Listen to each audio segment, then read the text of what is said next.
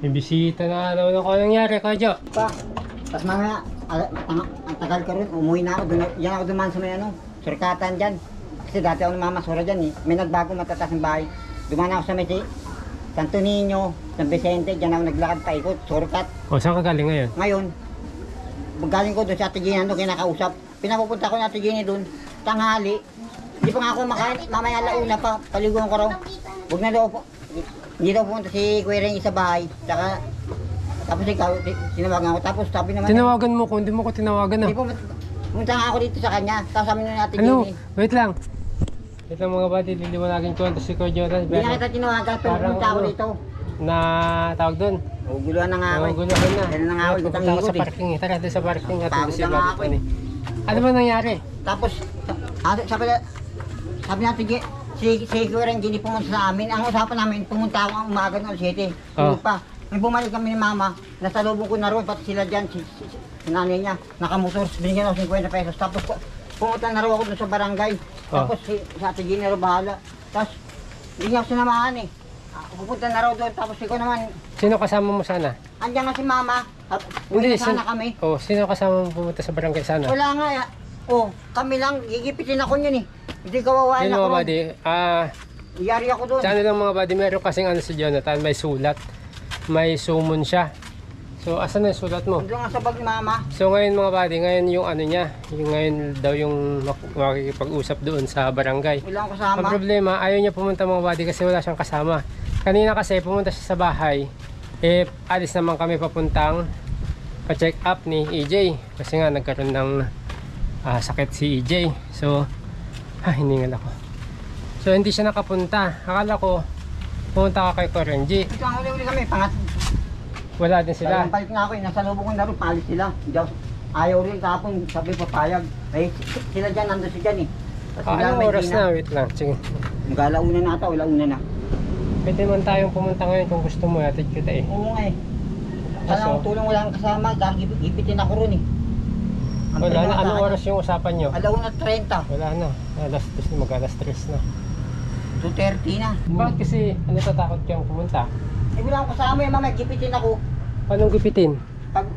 Pag ano ba, gigipitin ba ako yun, parang, gigipitin, parang, pagtutulungan nata ako nila dun eh. Parang ako lang, pati mama ako, di kawawa naman ako. Tungkol saan ba yung pag-uusapan nyo? Di ko nga alam kung ano yun eh. Pinapupunta ako bakit sa barangay pa eh. Pwede naman siya pumunta doon sa bahay namin eh. Alam mo naman bahay namin, hindi siya pumunta ron. Bakit pupunta pa ako sa barangay? Tsaka wala akong kasalanan, pupunta ako ron. Ba't doon pa may mag-uusap? Kaya ang nga sa akin doon, nila insulto sa akin. Sa kagaya na, namamadali pa si Ate Jenny. Tapos parang may kunting takot pa, may nakukulong doon sa ganyan. Kasi ang madali ang paliguan ko, di pa nga ako makain. Mamaya pala ano.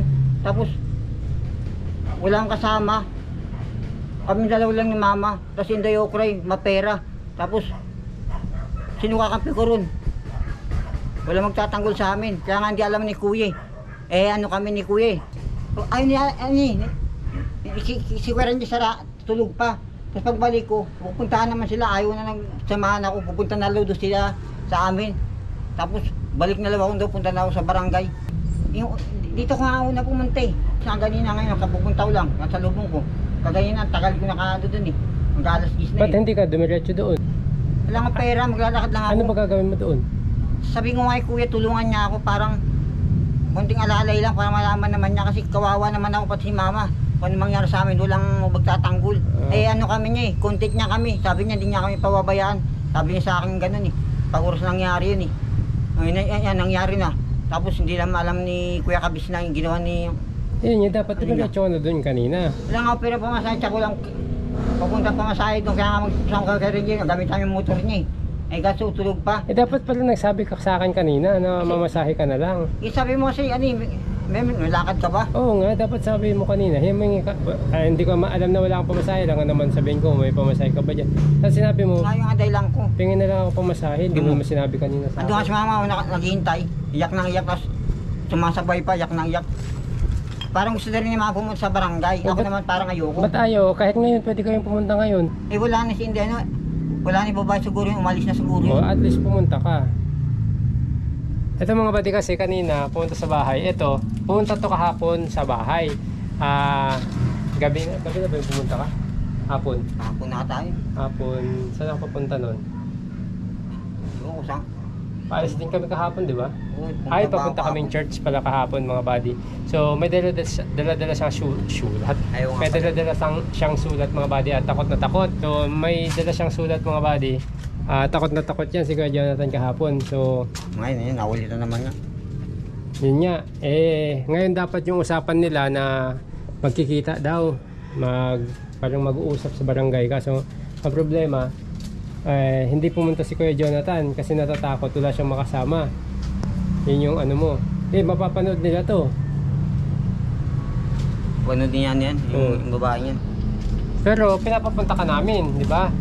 Pinapapunta kita. Ang problema lang, mga buddy, ayaw niyang pumunta mag-isa kasi nga natatakot siya. Sasamahan ko dapat siya kanina. Problema mga buddy, pumunta kami yung pa-check up, tapos sabi ko kung hindi siya masasamahan ni Kuya Renji, wala din si Kuya Renji pala, may pinuntahan. So bumalik siya ngayon, alas 3 na, mag-alas 3 na. So wala na mga buddy, late na. So kami naman, kung bumalik ka, sa bagay kami halos kakarating lang din namin So ayun mga buddy, hindi siya nakapunta.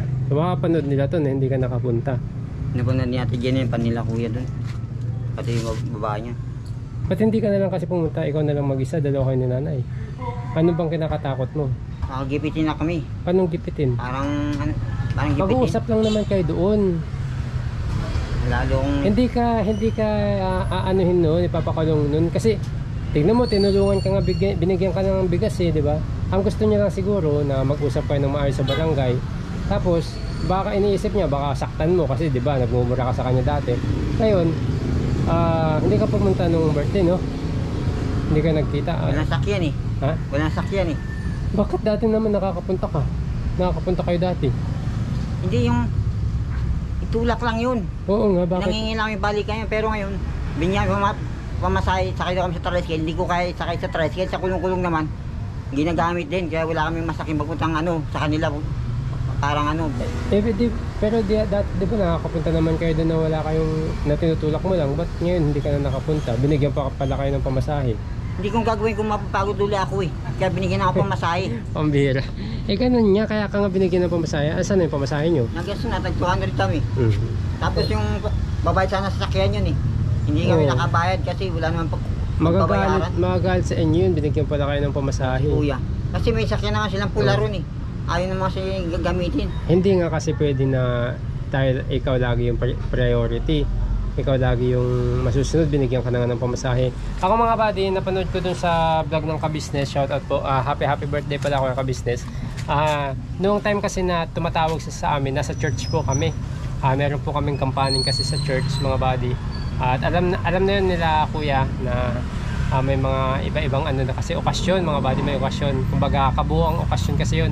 Nasa Pampanga po kami. Kaya hindi ko alam kung alam nila Kuya Renji, aware naman siguro sila Kuya Renji doon.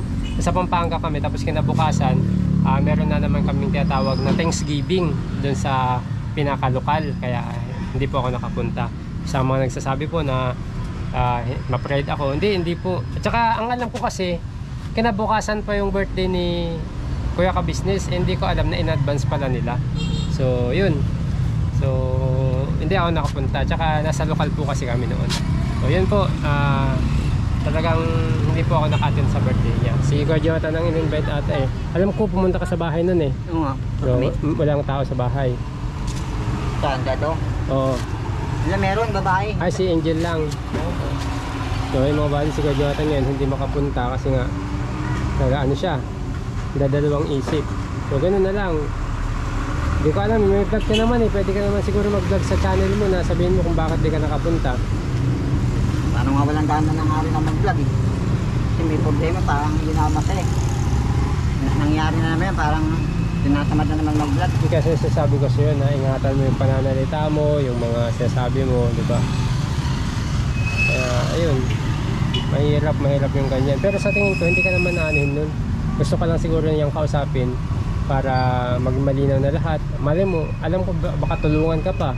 Diba? Ang gusto niya lang sa barangay para at least matauhan ka din. Magkaroon ka ng takot, diba? Pero sa tingin ko hindi ka naman papakulong nun. Tsaka grabe naman, hindi ka papakulong nun. sino mag-aalaga kay nanay kung sakali. Basta ang gusto niya lang siguro, baguhin mo yung, di ba, yung pananalita, mag-sorry ka sa kanya na personal, di ba? Yun siguro yung gusto niya para at least yung paghingi mo ng tawad, personal mong may paabot sa kanya. Humingi ka na ba ng tawad sa ano mo? Oo, may nga ako, Sa umiyak video pa mo? nga ako eh. Yun, ganun. Mas maganda personal na humingi ka ng tawad. Kasi mas maganda yun, kahit walang vlog, di ba? At least makapag-sorry ka sa kanya ng maayos. Kasi tapos naman na yun. So, tsaka syempre, nakapagbitaw din kasi siya ng salita. Doon na, ganito, Jonathan, no? Syempre, ayaw niya rin masira siya sa salita niya. Kaya totoo pa rin niya. Kaya pero hindi ibig sabihin na ipapahamak ka niya. No? Kaya nga sabi ko kanina, umaga, na pumunta ka doon para at least malaman mo kung ano yung dapat nyong gawin, ano yung pag-uusapan nyo.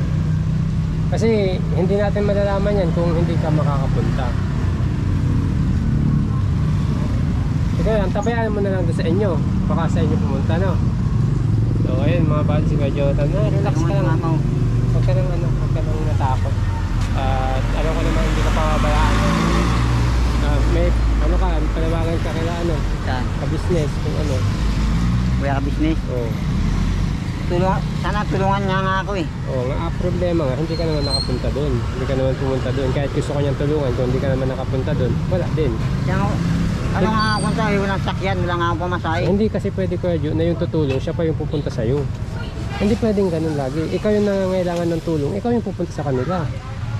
Diba? Tagay na nga pupunta nga sana ako kaso walang masakyan eh. Saka walang pamasahe. Kaya gumaradyaw nga ako dito kung ano eh. Dati nakapunta ka naman doon.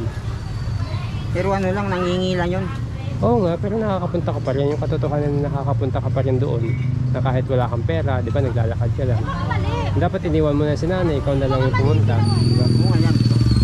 Yak na naman. So, ayun, gawin na lang. Balitaan mo na lang ako, ha. Punta na sa bahay nyo. Antabayanan mo, baka punta sila sa bahay nyo kasi hindi ka nakapunta. Ito, i-upload ko ito mamaya. Dapat kapanood din nila.